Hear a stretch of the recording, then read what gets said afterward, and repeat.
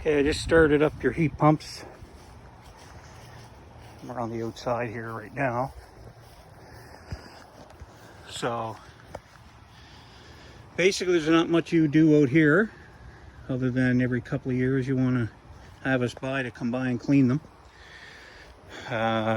You're going to see a little water coming out of these drains in the summertime, which is a good thing. In the winter you're not going to see any of those. These gray boxes are just disconnect boxes for power, so that actually controls the power to the outdoor and the indoor unit. So if you ever need to, if I ever tell you to disconnect the power until I get there, you can just open that box and pull out that switch. There's another one of those boxes here, just a different name brand, but okay. On the inside, I'll just show you a quick rundown of the remote. It has more buttons than you'll need, so we're just going to concentrate on a couple that you're going to use for heating and cooling. I'm not a huge fan of setting schedules. I like to set the temperature and just sort of leave it. So in the summertime, you may, depending on this size unit and how well it cools this level, you may want to leave it at 19. Some people are, they find that too cold, but that's fine.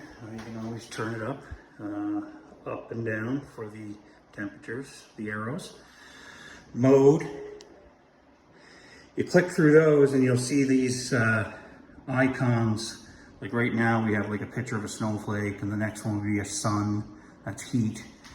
Next you might see some raindrops, that's just dehumidification. And the next will be a picture of a fan. That means it's just blowing air. It's just like a fan in your house. The outdoor unit's actually not doing anything other than blowing air in here. They're the ones you want to do. It does have a turbo button right here.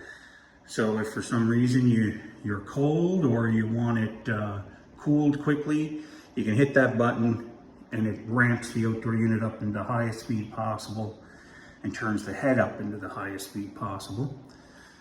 The fan button, you just usually leave that. It's on auto right now. So basically it'll decide whether the fan needs to be in high or low. But again, it's similar to the turbo. You can flick the fan up into higher or lower speeds if you want.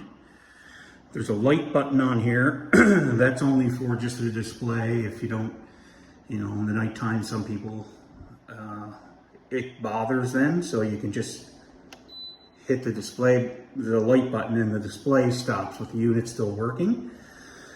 Most people just leave the light on, but a lot of times I'll get calls.